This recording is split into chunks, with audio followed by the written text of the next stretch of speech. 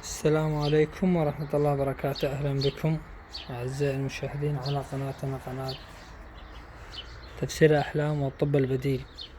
منذ فترة لم أنزل أي فيديو بسبب الوضع الحالي وكورونا. إن شاء الله يرفع هذا البلاء عن الأمة. نتكلم اليوم عن مرض السعال.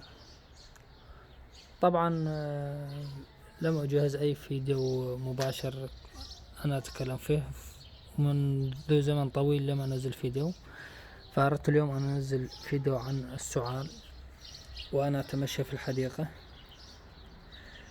بالنسبة لمرض السعال، ما يسمى في بعض البلدان الكحة القوية، تأتي حكة من الداخل أحيانا.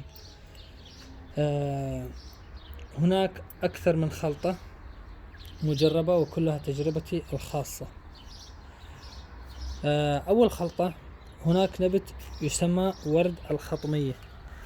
ورد الخطمية هناك ما يأخذ الزهر تبعه، وهذا خطأ، ولكن يجب أن يأخذ الأوراق ويغلى مثل الشاي ويشرب. هذا يستعمل في تسكين أقوى آلام السعال. الوصفة الثانية الكمون المطحون.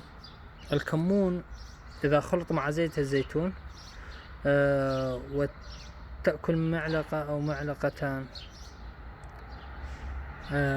يساعد في زوال الكحة القوية. أنا هذه أيضا تجربتي الخاصة. وأيضا هناك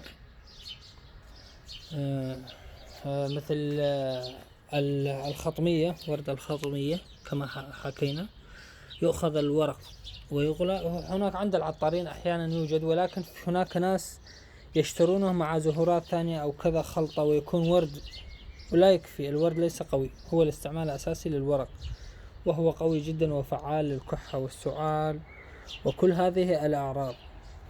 وهذه تجربة. والتجربة الثانية هي تجربتي لزيت الزيتون مع